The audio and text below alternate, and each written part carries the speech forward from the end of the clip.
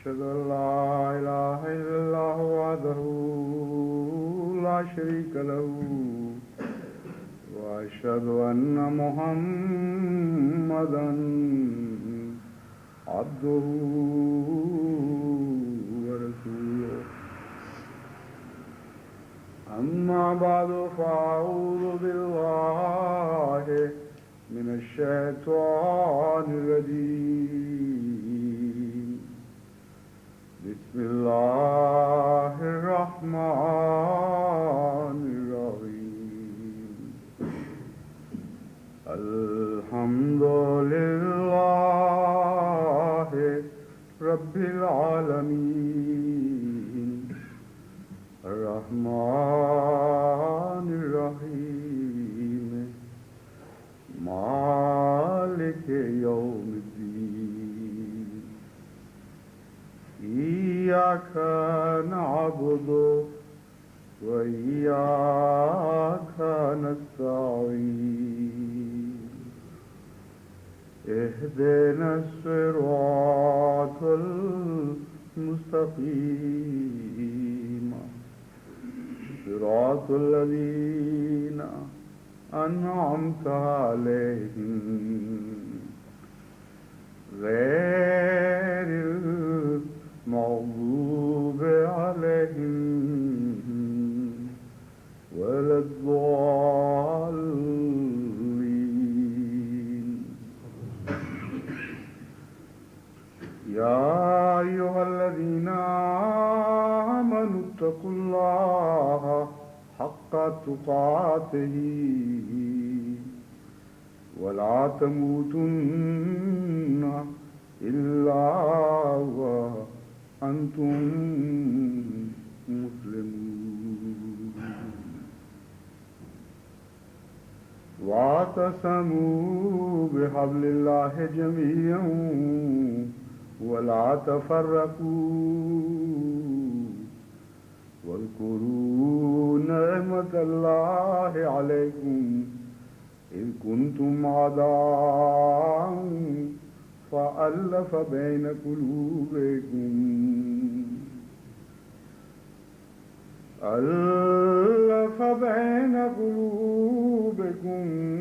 فأصبحتم بنعمته إخوانا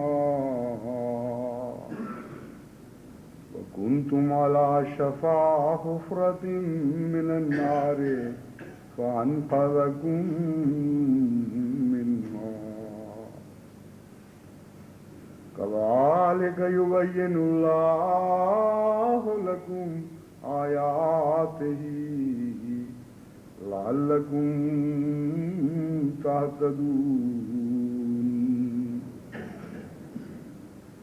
ولتكن منكم أمة يدعون إلى الخير ويأمرون بالمعروف وينهون عن المنكر وأولئك هم المفلحون ولا تكونوا كالذين تفرقوا واختلفوا من بعد ما جاءهم البينات وأولئك لهم عذاب عظيم يوم تبيض وجوه وتسود وجوه فأما الذين اسودت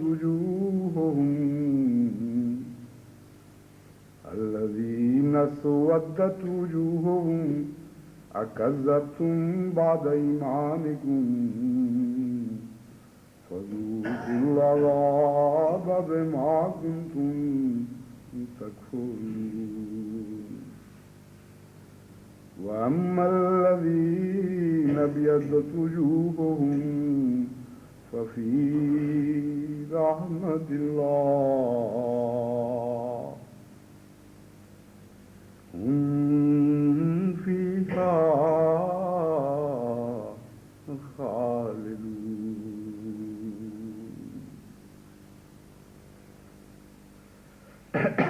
قرآن کریم کی جو آیات میں نے آپ کے سامنے تلاوت کی ہیں یہ سورہ آل عمران سے لی گئی ہیں اور 103 سے لے کر 108 تک کی آیات ہیں جو میں نے تلاوت کی. اللہ تعالیٰ فرماتا ہے کہ اے لوگو جو ایمان لائے ہو، اللہ کا تقوی اس طرح کرو کہ تقوی کا حق ادا ہو جائے، حق تقاتہ ہی، ولا تموتن الا وانتم مسلمون. اور حق کیسے ادا ہوگا؟ لا تموتن الا وانتم مسلمون، کہ تمہیں جان نہیں دینی، مرنا نہیں جب تک تم یہ یقین نہ کر لو کہ تم پوری طرح مسلمان ہو چکے ہو. ہرگز ایسی حالت میں جان نہیں دینی کہ تم مسلمان نہ ہو. وَاعْتَصِمُوا بِحَبْلِ اللَّهِ جَمِيعًا وَلَا تَفَرَّقُوا. یہ ایک بہت ہی بڑا مشکل کا مقام ہے اور تقوی کا حق ادا کرنا، جیسا کہ قرآن کریم سے ظاہر ہوا ہے، ایک ایسا فرض ہے جو زندگی کے ہر لمحے ساتھ رہتا ہے اور ایک لمحہ بھی اس سے جدا نہیں ہوتا، کیونکہ موت کا کوئی وقت مقرر نہیں، کوئی لمحہ ایسا نہیں جس کے متعلق انسان کہہ سکے کہ میں فلاں لمحے مروں گا اس لیے اس وقت تقوی اختیار کر لوں. تو شرط اتنی مشکل کر دی، تعریف اتنی مشکل بنا دی کہ جب تک انسان ہر لمحے پر تقوی کے ساتھ نگران نہ ہو جائے اس وقت تک حق تقاتہ ہی والی بات پوری نہیں ہو سکتی، کیونکہ کسی لمحہ بھی موت آ سکتی ہے اور ہر لمحہ انسان کو اپنے تقوی کا نگران ہونا پڑے گا. ایک عجیب آیت ہے جو بظاہر اتنی مشکل ہے کہ کسی انسان کے بس میں اس کے مقصد کو پورا کرنا نظر نہیں آتا. غیر معمولی طور پر اللہ کا فضل کسی بندے پر ہو تو وہ تو یہ کام کر سکتا ہے، لیکن ہر انسان کے قبضہ قدرت میں بظاہر یہ بات نظر نہیں آتی کہ تقوی کا ایسا حق ادا کرے کہ دن اور رات سوتے اور جاگتے زندگی کا ایک بھی لمحہ اس پر نہ گزرے جس میں وہ اللہ تعالیٰ کے خوف کے تابع زندگی نہ بسر کر رہا ہو.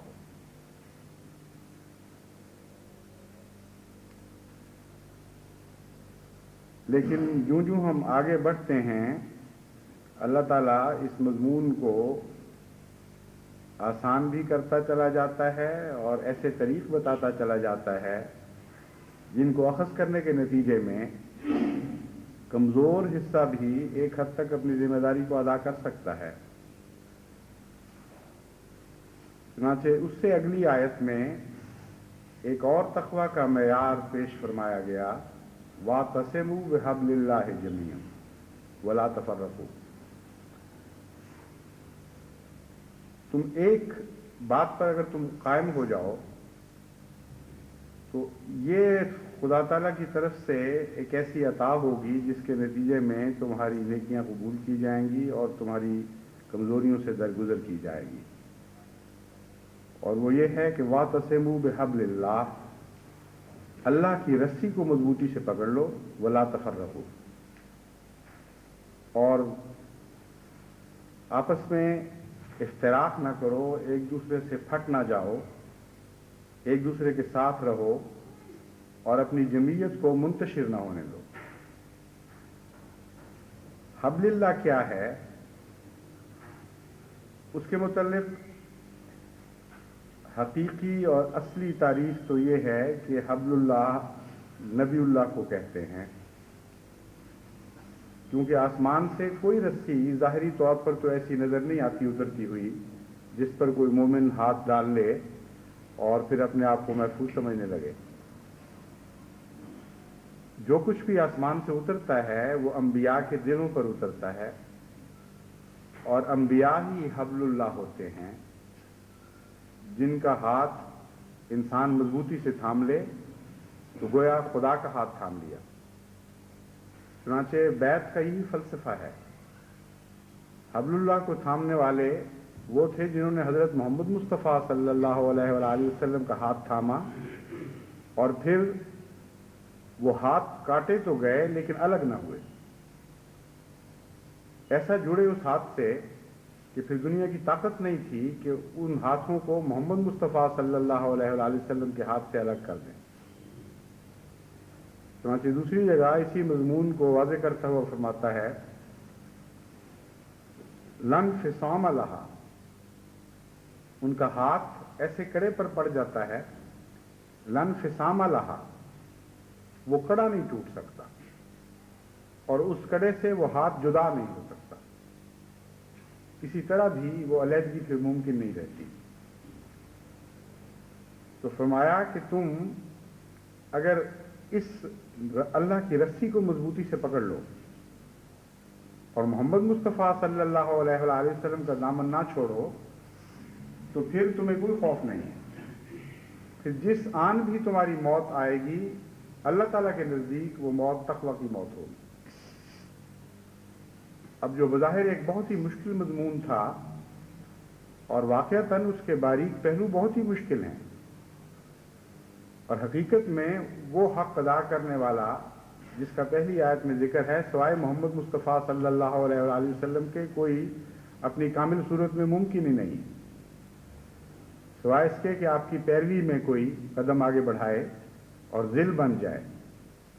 لیکن فی ذاتے ہی اول طور پر یہ مقام صرف اور صرف حضرت محمد مصطفیٰ صلی اللہ علیہ وآلہ وسلم کا مقام ہے، جو اس آیت میں بیان ہوا، وَلَا تَمُوتُنَّ إِلَّا وَأَنْتُمْ مُسْلِمُونَ۔ بہرحال آپ کے غلاموں کے لیے اللہ تعالیٰ نے مزید آسانیاں پیدا فرمائیں، اور یہ بنیادی شرط مقرر فرما دی کہ اللہ کی رسی کو مضبوطی سے پکڑ لو اور تفرقہ اختیار نہ کرو۔ جب انبیاء گزر جاتے ہیں تو انبیاء کے بعد ان کے خلفاء ان کی نمائندگی کرتے ہیں، اور بیعت خلافت بھی اسی لیے لی جاتی ہے۔ خلیفہ فی ذاتے ہی تو اللہ کی رسی نہیں ہے، لیکن اللہ کی رسی کی نمائندگی کر رہا ہوتا ہے۔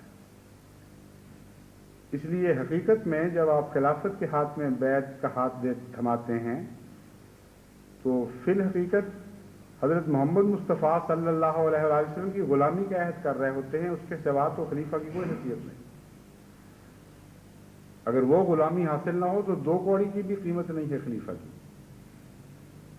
اس لیے جب اس طرف توجہ مبذول ہوتی ہے تو بیعت کی قیمت بھی بہت بڑھ جاتی، بیعت کی ذمہ داریاں بھی بہت بڑھ جاتی، اور لا تفرقوا کے نتیجے میں جو انذار بھی ہے اس کی طرف بھی توجہ مبذول ہو جاتی ہے کہ کوئی انسان جب بیعت کرنے کے بعد ایسی حرکت کرتا ہے جس سے اختلاف پیدا ہو، جس سے دل پھٹتے ہوں، تو اس کا بہت ہی بڑا اور خطرناک نتیجہ نکل سکتا ہے، اور تقویٰ کے اوپر ضرب لگانے والی بات ہے۔ پھر اللہ تعالیٰ اس کو مضمون کو اور زیادہ وضاحت کے ساتھ اور کسی قدر نرمی اور رحم اور شفقت کے ساتھ بیان فرماتا ہے، وَاذْكُرُوا نِعْمَتَ اللَّهِ عَلَيْكُمْ۔ اگر تم ویسے خوف نہیں کھاتے تو کچھ یہ احساس ہی کرو کہ اللہ نے تم پر کتنا احسان کیا تھا، کتنی بڑی نعمت تھی جو خدا تعالیٰ نے تم پر نازل فرمائی، اور کن تباہیوں سے تمہیں بچایا ہے، اتنا ہی احساس کرو۔ مختلف رنگ ہوتے ہیں سمجھانے کے، بعض لوگ انذار سے سمجھتے ہیں، بعض لوگ احسان یاد دلا کر سمجھتے ہیں، بعض تبشیر سے سمجھتے ہیں، اور قرآن کریم کا یہ طریق ہے کہ ہر رنگ اختیار فرماتا ہے، جو دل جس مزاج کا ہو اس کے دل پر کوئی نہ کوئی بات اثر کر جاتی ہے۔ فرمایا وَاذْكُرُوا نِعْمَتَ اللَّهِ عَلَيْكُمْ، اللہ کی نعمت کا خیال کرو، کتنی عظیم الشان نعمت خدا نے تم پر کی، اذ کنتم اعداء فالف بین قلوبکم، تم تو دشمن تھے باہم دیگر، تم تو ایک دوسرے کی نفرتوں میں مبتلا تھے، اور غیظ و غضب کی آگ بھڑک رہی تھی تمہارے سینوں میں ایک دوسرے کے خلاف، فَأَلَّفَ بَيْنَ قُلُوبِكُمْ، تمہارے دلوں کو اس طرح محبت سے باندھ دیا اللہ تعالیٰ نے، فَأَصْبَحْتُمْ بِنِعْمَتِهِ إِخْوَانًا، کہ تم بھائی بھائی بن گئے. غیر معمولی محبتیں نصیب ہوئی ہیں محمد مصطفیٰ صلی اللہ علیہ وآلہ وسلم کی وساطت سے حضرت صلی اللہ علیہ وآلہ وسلم کے غلاموں کو، اور اسی طرف اشارہ ہے. اتنا شدید دشمنی میں مبتلا تھا عرب کہ ہر قبیلہ دوسرے سے بٹا ہوا تھا، اور ہر عہد اور دوستی کے پیمان دراصل نفرت پر مبنی ہوا کرتے تھے. جس طرح آج کل کے زمانے میں دنیا نفرتوں میں بٹی ہوئی ہے، تو دوستی کے عہد و پیمان کا مطلب ہے فلاں قوم کے خلاف ہماری دوستی ہے، فلاں دشمن کے خلاف ہماری دوستی ہے. اسی طرح عربوں کی حالت تھی، اور جب دنیا تباہی کے کنارے پر پہنچا کرتی ہے تو یہی حال ہو جایا کرتا ہے. دوستی اپنے مثبت معنی چھوڑ دیتی ہے اور منفی معنی اختیار کر لیتی ہے. کسی کو دکھ پہنچانے کے لیے دوستی، کسی پر ظلم کرنے کے لیے دوستی، کسی کی دشمنی میں اتحاد، کسی کی عداوت میں اتفاق، یہ سارے قرینے تباہی اور ہلاکت کے قرینے ہیں. اور حضرت صلی اللہ علیہ وآلہ وسلم کے زمانے میں عرب سوسائٹی میں بہت نمایاں طور پر یہ خصوصیات پیدا ہو گئی. چنانچہ اللہ تعالیٰ فرماتا ہے کنتم علی شفا حفرۃ من النار، تم آگ کے کنارے پر پہنچ چکے تھے. جس طرح آج کل دنیا آگ کے کنارے تک پہنچ چکی ہے اور بڑھ رہی ہے، وہی حالت اس وقت کے عرب کی تھی. فرماتا ہے فَأَنْقَذَكُم مِّنْهَا، عام دستور تو یہ ہے کہ جب قوموں میں یہ علامات پیدا ہو جایا کریں تو پھر وہ واپس نہیں آیا کرتی، پھر وہ ہلاک ہو جایا کرتی. فرمایا یہ اللہ کا کتنا بڑا احسان ہے کہ ہلاکت کے منہ سے تمہیں کھینچ کر واپس نکال لیا، اور محمد مصطفیٰ صلی اللہ علیہ وآلہ وسلم کے توسط اور آپ کے احسان کے نتیجے میں تمہیں اس تباہی سے آزاد کر دیا. کذالک یبین اللہ لکم آیاتہ لعلکم تہتدون، اسی طرح اللہ تعالیٰ کھول کھول کر اپنے آیات تمہارے سامنے رکھتا ہے تاکہ تم ہدایت پاؤ. جہاں تک جماعت احمدیہ کا تعلق ہے، یہ اللہ تعالیٰ کا بڑا احسان ہے کہ اگرچہ مرور زمانہ سے بعض جماعتوں میں اختلافات بھی پیدا ہو گئے تھے، بعض نفرتوں نے بھی جگہ لے لی تھی، اتفاقات اختلافات میں بدل رہے تھے، اس کے باوجود یہ جو دشمنی کا دور آیا ہے اور خاص طور پر حکومت کی طرف سے جو معاندانہ رویہ اختیار کیا گیا، اس کے نتیجے میں اللہ تعالیٰ نے ایک دفعہ پھر جماعت پر یہ فضل فرمایا. اور یہ بھی ایک بہت ہی عظیم الشان فضل ہے جسے جماعت کو کبھی بھلانا نہیں چاہیے.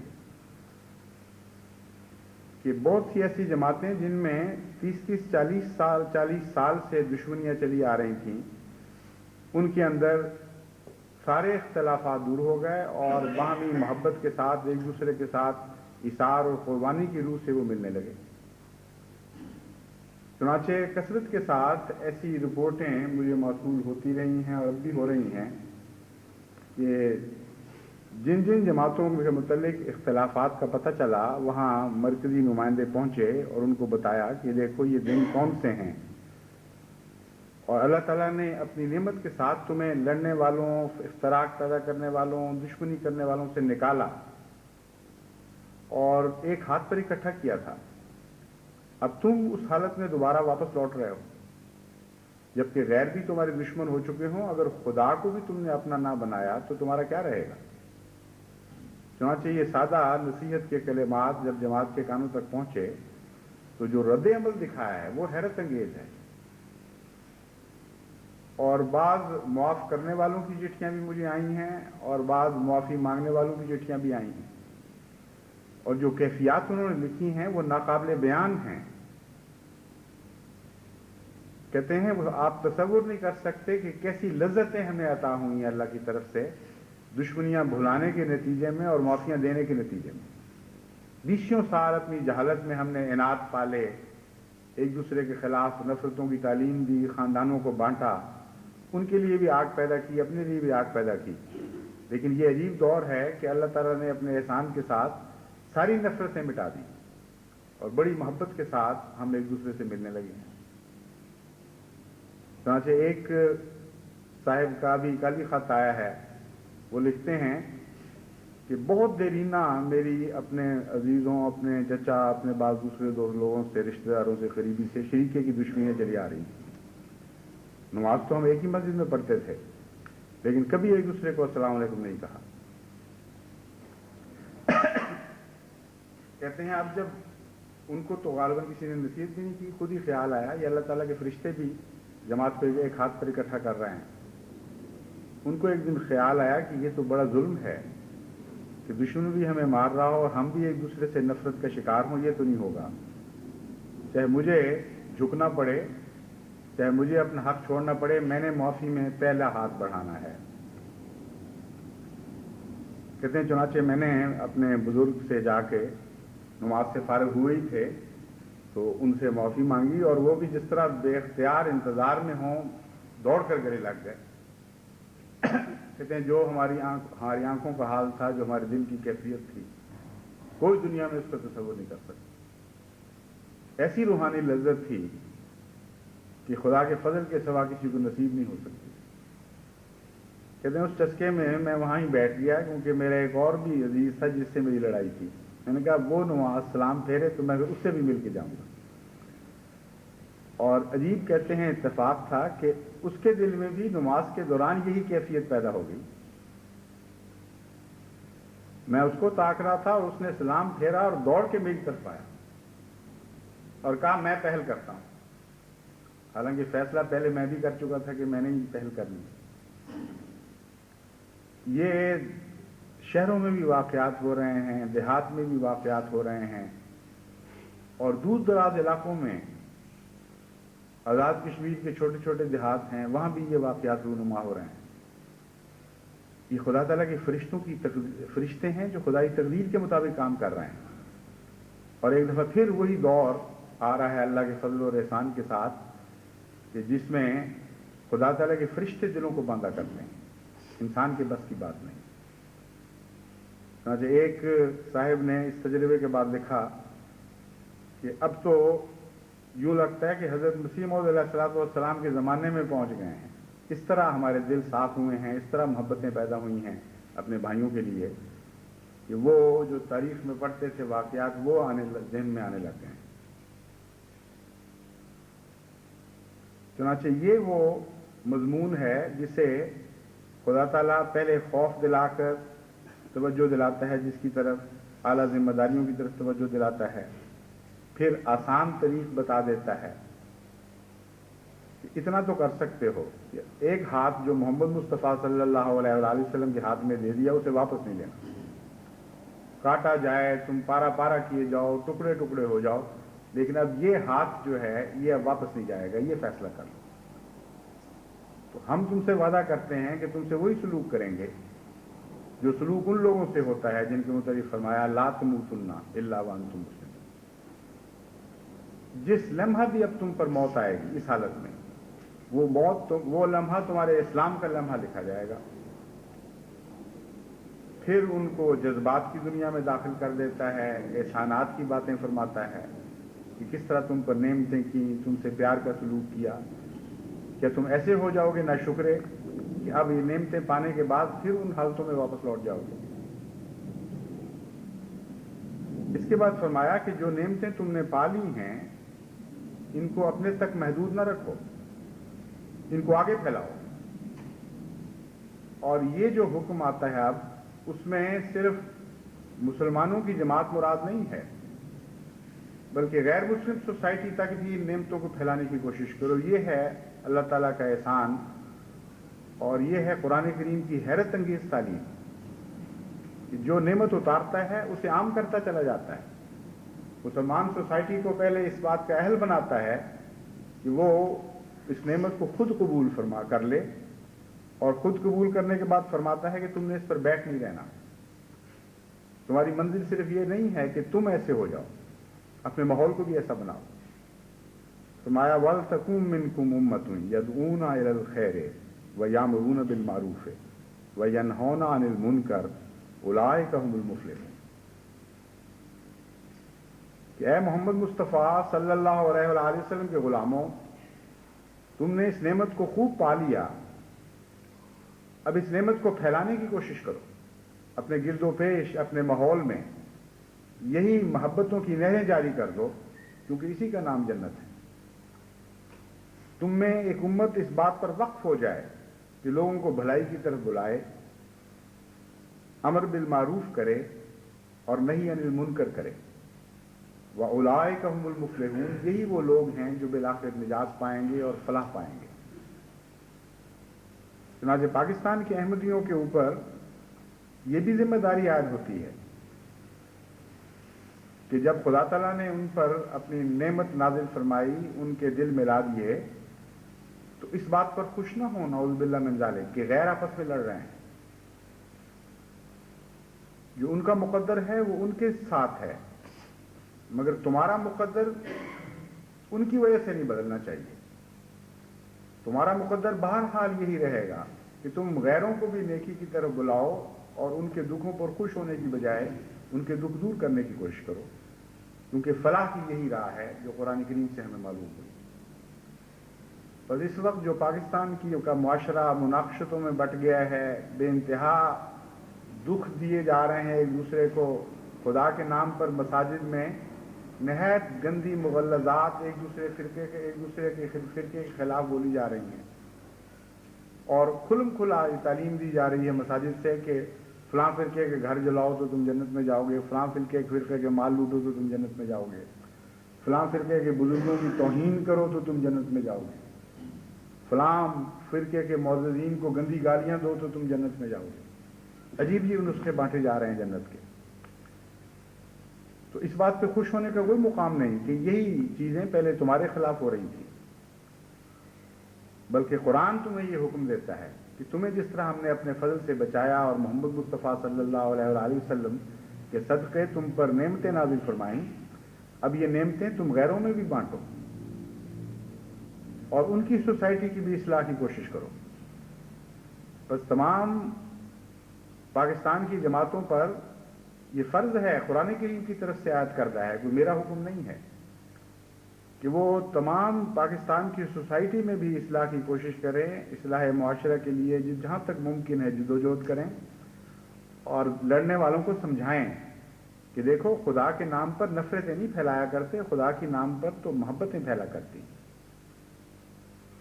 یہ عجیب دن چڑھا رہے ہو تم کہ سورج کے نام پر تاریکیاں اتارنے لگے ہو۔ محمد مصطفیٰ صلی اللہ علیہ وآلہ وسلم کی محبت میں عورتوں کو بیوائیں کے بنا رہے ہو، بچوں کو یتیم کر رہے ہو، گھروں کو جلا رہے ہو، زندہ جلا دیے ہیں بعض لوگ گھروں میں، اور مساجد کو ویران کر رہے ہو اور مساجد کو منظم کر رہے ہو، پھر آگے لگا رہے ہو تیل چھڑک چھڑک کے۔ کس کی طرف سے تم آئے تھے؟ کس کی طرف سے پیغام دینے لگے ہو؟ کون سا تم نے اپنا رخ مقرر کیا تھا؟ کس طرف تمہاری منزل پھر گئی ہے؟ کچھ خدا کا خوف کرو۔ نصیحت جو دل سے نکلتی ہے وہ اثر کرتی ہے۔ آپ دل کی آواز اگر پہنچائیں گے اپنے معاشرے میں تو یقیناً اس کا فائدہ پہنچے گا انشاءاللہ۔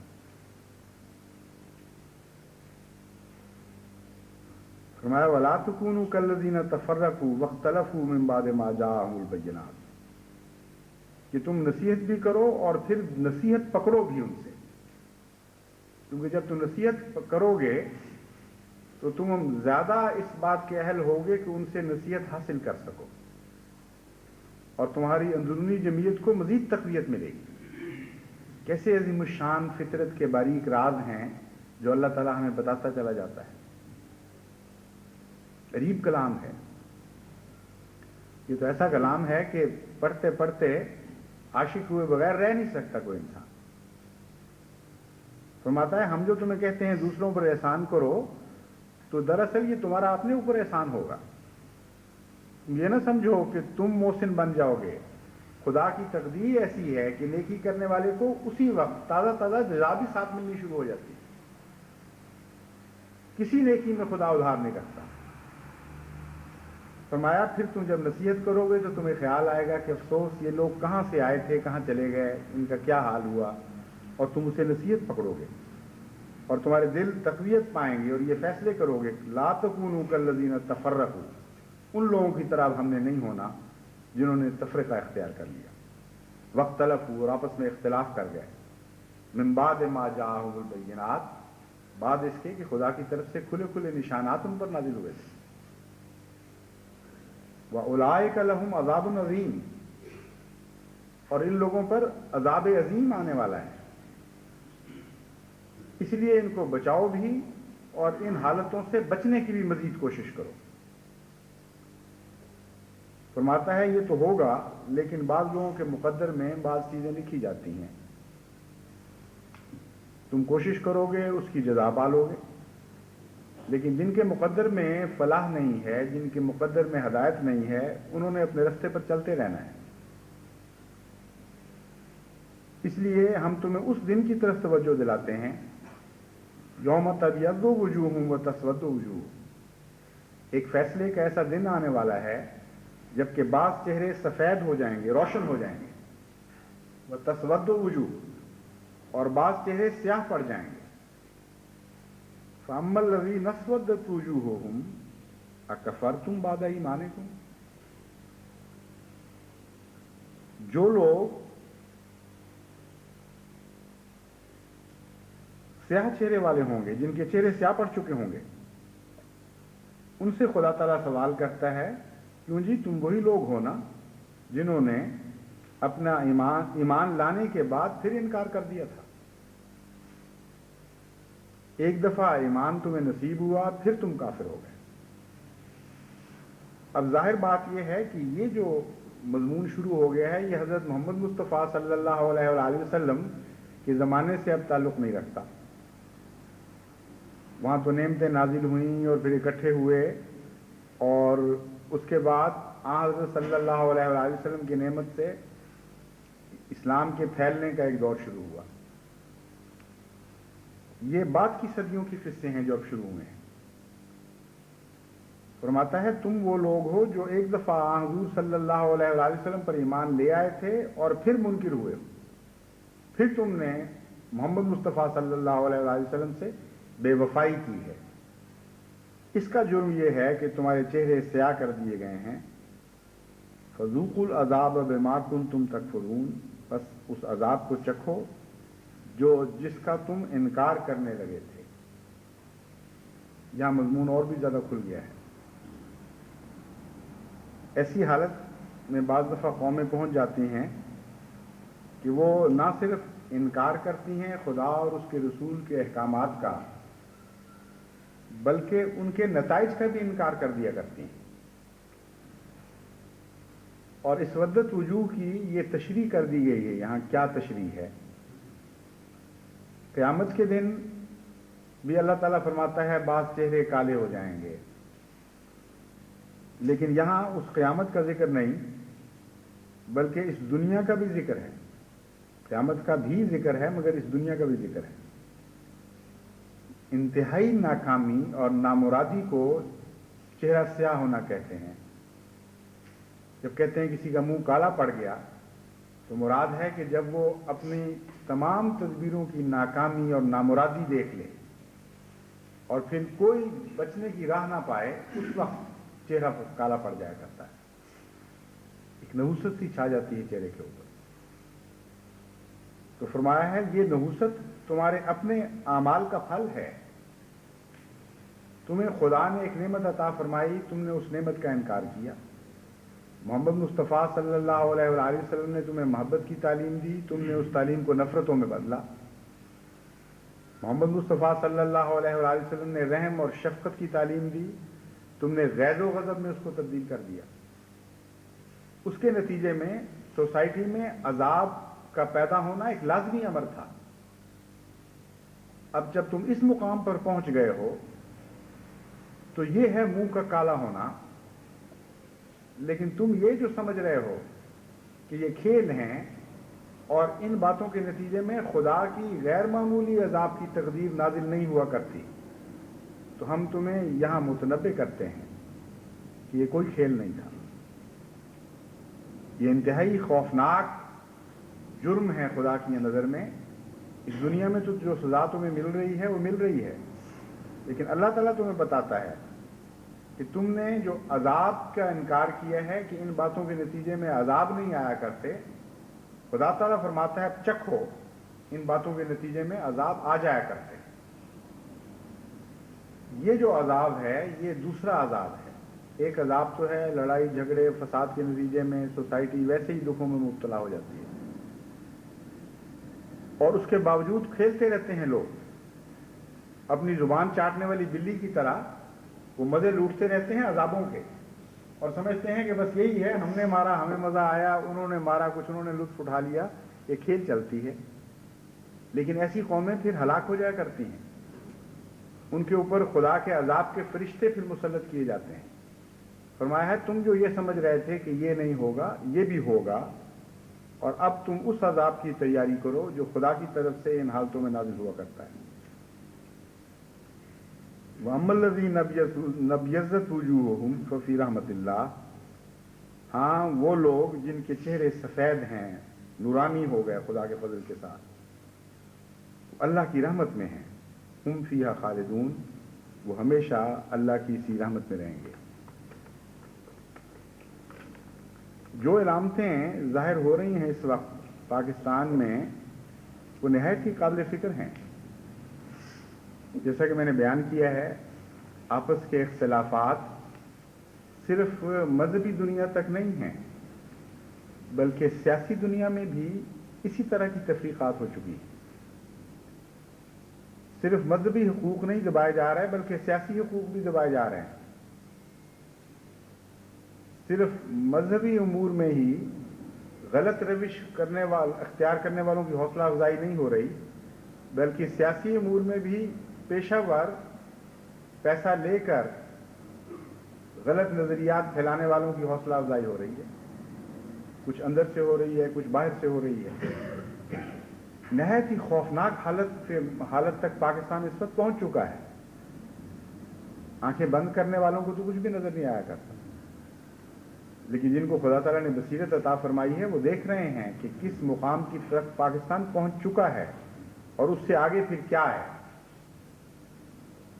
چونکہ جماعت احمدیہ پر ذمہ داری ہے کہ قوم کو ہر قسم کی ہلاکت سے بچانے کی کوشش کرے، اس لیے یہ وقت ایسا نہیں ہے کہ آپ اپنے انتقام لیں، اور چونکہ آپ پر ظلم کیے گئے ہیں اس لیے خوش ہوں کہ کوئی فرق نہیں پڑتا، اب ان کو مار پڑ رہی۔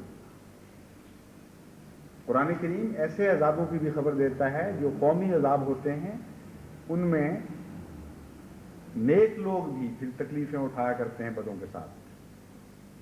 اس لیے جس حالت تک پاکستان پہنچ چکا ہے اور آگے بڑھتا چلا جا رہا ہے، وہ ایسے عذاب کی خبر دے رہی ہے حالت، جس میں قومی طور پر عذاب آ جایا کرتے ہیں، پھر بعض دفعہ نیک و بد میں وہ تمیز نہیں رہا کرتی جو عام حالات میں پیدا کر دی جاتی ہے۔ ایک تمیز تو بہرحال ہوگی، اس میں تو کوئی شک نہیں کہ جہاں تک احمدیت کی صداقت کا تعلق ہے، احمدیت کے قرب الہی کا تعلق ہے، اپنے نیک بندوں کو خدا تعالیٰ غیروں سے ممتاز ضرور کرے گا، اس میں تو کوئی شک نہیں۔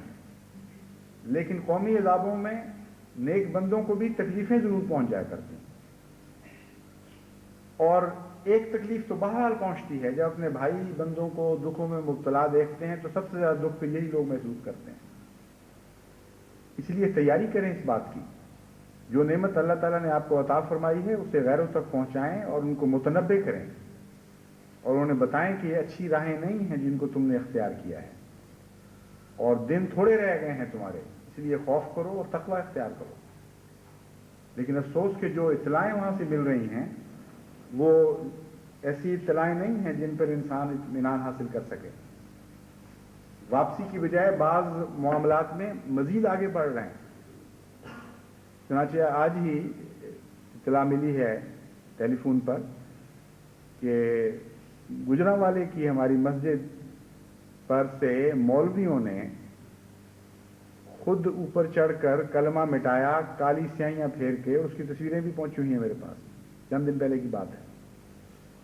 کوئی خدا کا خوف نہیں کیا، کوئی حیا نہیں کی کہ ہم کن لوگوں میں شمار کیے جائیں گے۔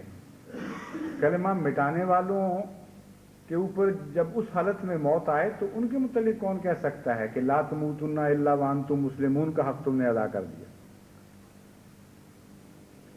بہرحال ان کو جو جس تاریکی میں وہ بس رہے تھے اس کا انہوں نے حق ادا کیا، اور اس گواہی کو اپنے ہاتھ سے مٹایا کالا رنگ پھیر کر کہ ہم گواہی دیتے ہیں کہ اللہ ایک ہے اور اس کے سوا کوئی معبود نہیں۔ ہم گواہی دیتے ہیں کہ محمد مصطفیٰ صلی اللہ علیہ وآلہ وسلم اس کے بندے اور اس کے رسول ہیں۔ احمدیوں نے دوبارہ نسبتاً اونچی جگہ پہ وہی کلمہ مسجد میں لکھ دیا، اور انہوں نے کرنا ہی تھا اور یہی کریں گے۔ کوئی نہیں ہے دنیا میں ایسی طاقت جو احمدیوں کو کلمہ پڑھنے سے یا کلمہ لکھنے سے روک سکے۔ جو سزائیں تمہارے پٹاری میں موجود ہیں بے شک نکالتے چلے جاؤ۔ بہرحال احمدی کلمے سے نہیں ہٹے گا، یہ وہم دل سے نکال دے اگر کسی حکومت یا کسی قوم کے دماغ میں یہ وہم ہے۔ چنانچہ انہوں نے لکھا اور ٹھیک لکھا، اور میرے یہی ان کو ہدایت تھی۔ بلکہ میری ہدایت کا کیا سوال ہے؟ میری ہدایت تو مانتے ہی کلمے کی وجہ سے ہیں۔ کلمے کا رشتہ نہ ہو تو میں کیا چیز ہوں ان کی نظر میں؟ اس لیے بہرحال ہر احمدی کلمہ پڑھے گا، کلمہ لکھے گا، کلمہ اس کا اڑنا بچھونا ہوگا، کلمہ اس کی زندگی اس کی ہر رگ میں دوڑے گا۔ چنانچہ ان پر اب باقاعدہ اس حکومت میں یہ مقدمہ درج ہوا ہے کہ احمدی کلمہ لکھ کر مسلمان بن رہے تھے، اس لیے اس جرم میں ان کو 3 سال کی سزا ملنی چاہیے۔ اور چونکہ ان کے یعنی بات تو سچی ہے کہ احمدیوں نے لکھا ہے، اس میں کوئی جھوٹ نہیں ہے، لیکن چونکہ ان کے پاس کوئی گواہ نہیں تھا، رات کو کسی نے لکھا، اس لیے ان کی عادت یہ ہے کہ سچ بھی ہو تو اس میں جھوٹ کی ملونی ضرور ملانی ہوتی ہے۔ چنانچہ 3 آدمیوں کے نام چن لیے ہیں انہوں نے کہ یہ وہ آدمی ہیں جن کے اوپر ہم گواہی دلوائیں گے۔ عجیب بیچاری قوم کا حال ہو گیا ہے کہ قسمت سے سچ بولنے کا موقع بھی ہاتھ آئے تو وہ بھی گوا دیتے ہیں۔ یہ کہہ دیتے کہ ٹھیک ہے کسی نے لکھا ہے ہم تحقیق کریں گے، لیکن اوپر سے یہ لعنت بھی مول لے لی کہ جھوٹا الزام ان لوگوں پر لگایا جنہوں نے نہیں لکھا تھا۔ لیکن وہ بھی عدالت میں پیش ہوں گے تو کہیں گے کہ اگر نہیں لکھا تو اب ہم لکھنے کے لیے تیار ہیں۔ ابھی بھی ہم تمہارے سامنے یہ گواہی دیتے ہیں کہ اللہ ایک ہے، اس کا کوئی شریک نہیں، اور محمد مصطفیٰ صلی اللہ علیہ وآلہ وسلم اس کے بندے اور اس کے رسول ہیں، اور یہ کلمہ پڑھ کر ان کو گواہی دینی چاہیے عدالت میں۔ بس اگر یہ فیصلہ کر لیا ہے قوم نے تو پھر کرے، پھر تو یہ جیلیں تھوڑی رہ جائیں گی آپ کے لیے، پھر تو آپ کو اور جیلیں بنانی پڑیں گی۔ لیکن جس قسم کے تفریقات پھیل رہے ہیں، مجھے تو ڈر ہے کہ اور بھی ہمارے پیچھے ایسے آنے والے ہوں گے جن کی ضمیر کچلے گئے ہیں، جن کی زبانوں پر تالے تم نے لگائے ہوئے ہیں۔ یہ تو اب رکنے والا معاملہ نہیں ہے، اس لیے جو کچھ بھی ہوگا ہوگا۔ اور ایک احمدی بھی اس حالت میں نہیں مرے گا کہ وہ کلمہ مٹا رہا ہو، ہاں اس حالت میں جان دے گا کہ کلمہ لکھتے ہوئے اس پر حملہ کیا گیا اور کلمہ لکھنے کے نتیجے میں اسے موت کی سزا ملی۔ یہ ہے وہ مقام جس کے متعلق اللہ تعالیٰ فرماتا ہے لا تموتن الا وانتم مسلمون۔ اے محمد مصطفیٰ کے غلاموں، تم نے محمد کے ہاتھ پر بیعت کی ہے، یہ ہاتھ تم نے نہیں چھوڑنا، خواہ یہ ہاتھ کاٹا جائے، یہ ہاتھ تم نے نہیں چھوڑنا، خواہ تمہاری گردنیں قلم سر قلم کیے جائیں اور گردنیں کاٹی جائیں، اس ہاتھ کے ساتھ وابستہ رہو۔ تو خدا کی قسم، آسمان کا خدا گواہی دیتا ہے کہ اس حالت میں اگر تم مرو گے تو آسمان اور زمین کا ذرہ ذرہ یہ گواہی دے رہا ہوگا کہ تم مسلمان ہو، تم مسلمان ہو، تم مسلمان ہو۔ اور لعنتی ہیں وہ جو کلمہ مٹاتے ہوئے مارے گئے۔ یہ کلمہ مٹانے کے زور میں اگر فساد ہوا، اس حالت میں جن کی جان نکل رہی ہوگی، خدا کے فرشتے ان پر لعنت پھینک رہے ہیں۔ بس عجیب قوم ہے یہ، عجیب حکومت ہے کہ وہ لعنتیں اپنے ذمے سے ہیر رہے ہیں جو حضرت محمد مصطفیٰ صلی اللہ علیہ وآلہ وسلم کے زمانے میں کفار مکہ کے مقدر میں لکھی گئی۔ جب ایک دفعہ قدم غلط قسمت میں اٹھتا ہے تو کس طرح اٹھتے اٹھتے ایسے مقام پر پہنچ جاتا ہے جہاں کے منہ کی سیاہی سامنے لکھی ہوئی نظر آنے، پڑی ہوئی نظر آنے لگ جاتی ہے۔ وہ سارے ہاتھ جو کلمے پر سیاہیاں مل رہے ہیں، یہ وہی تو سیاہیاں ہیں جن کا قرآن کریم میں ذکر ہے. اس ودت وجوہ، انہی سیاہیوں سے تمہارے منہ کالے کیے جائیں گے قیامت کے دن اور اس دنیا میں بھی. اس لیے احمدی نے تو کسی نے باز نہیں آنا، یہ میرا پیغام ہے. اگر پاکستان کے احمدی قید میں چلے جائیں گے سارے تو باہر کے احمدی جائیں گے وہاں اور کلمہ پڑھتے ہوئے داخل ہوا کریں گے، لیکن نہیں روکیں گے کلمہ پڑھنے سے. یہ وہ مقام نہیں ہے جہاں ہم تم سے تعاون کر سکتے ہیں کسی قسم کا بھی. اس لیے وہم بھی یہ دل سے نکال دو. اللہ تعالیٰ حفاظت فرمائے. اپنے بھائیوں کے لیے بھی دعائیں کریں اور ان ظالموں کے لیے بھی دعائیں کریں جو اپنے لیے اپنے مقدر کو اتنا تاریک بنا چکے ہیں کہ روشنی کی کوئی کرن باقی رہتی ہوئی نظر نہیں آتی. وہ سیاہی جس کا قرآن ذکر فرما رہا تھا خود اپنے منہ پہ مل بیٹھے ہیں. اللہ تعالیٰ فضل فرمائے. اگر یہ باز نہیں آئیں گے تو میں یہ آپ کو بتا دیتا ہوں کہ پھر یہ قوم اپنے ملک کے ظالموں کے نہیں بلکہ غیر ملک کے ظالموں کے سپرد کی جائے گی. کیونکہ قرآن کریم یہ بتاتا ہے کہ جب ظلم حد سے بڑھ جایا کرتا ہے تو تم پر جلاد اور سفاک مقرر کیے جاتے ہیں.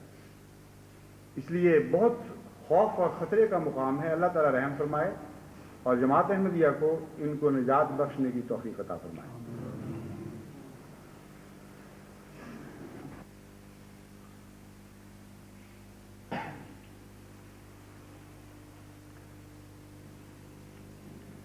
الحمد للہ نحمده ونستعینه ونستغفره ونؤمن به ونتوکل علیہ ونعوذ باللہ